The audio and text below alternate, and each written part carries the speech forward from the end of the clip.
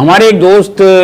कराची के एक मशहूर बाज़ार या एक मशहूर सड़क पर उनकी रिहाइश है, वहाँ रहते हैं। और उनका कहना ये है कि जब मैं कभी भी अपने घर आता हूँ अपनी गाड़ी लेकर और घर के बाहर गाड़ी खड़ी करता हूँ, या मुझसे मिलने के लिए कोई शख्स आए और मेरे घर के बाहर गाड़ी खड़ी कर दे और वापस जाने लगे हैं, तो कोई ना कोई एक शख्स आता है और एक पर्ची हाथ में लेकर कहता है कि जी पार्किंग की फ़ीस दे दीजिए।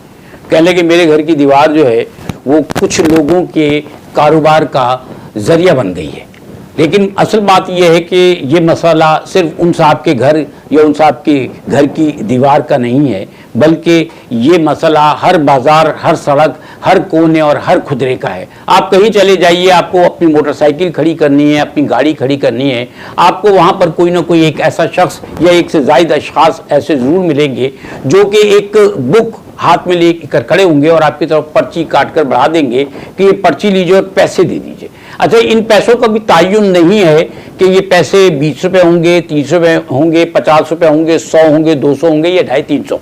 जैसे जैसे इलाके हैं, जैसे जैसे लोग हैं, वैसे वैसे उनके पैसे हैं। अब ये पैसे उस वक्त पे मुकर्रर होते हैं कि जब सरकार की तरफ से या किसी मुस्तनद सरकारी इदारे की तरफ से इन पैसों का तयन किया जाता है कि ये इतने पैसे हैं पार्किंग फीस के जो अदा करना है। इस वक्त शहर भर में, कराची शहर में आप कहीं चले जाएं, पार्किंग माफिया ने पूरे शहर पर कब्जा कर रखा है। अफसोस की बात यह है कि बड़े बड़े हॉस्पिटल्स के सामने या हॉस्पिटल्स के बाहर भी पार्किंग माफिया का कब्जा है। वो लोग जो किसी मरीज को लेकर आते हैं, परेशानी में, घबराहट में आए हुए होते हैं, वो लोग जो किसी मरीज को देखकर जा रहे होते हैं, वो लोग जिनका मरीज बहुत बुरी हालत में होता है और वो उस मरीज के लिए किसी किस्म का कोई अरेंजमेंट करने जा रहे होते हैं, वो लोग जिनके बहुत ही प्यारे इस दुनिया से चले जाते हैं और वो हॉस्पिटल से वापस अपने घरों को जा रहे होते हैं या हॉस्पिटल उनके मामलात के लिए आते हैं, ऐसे लोगों को भी पार्किंग माफिया के ये कारिंदे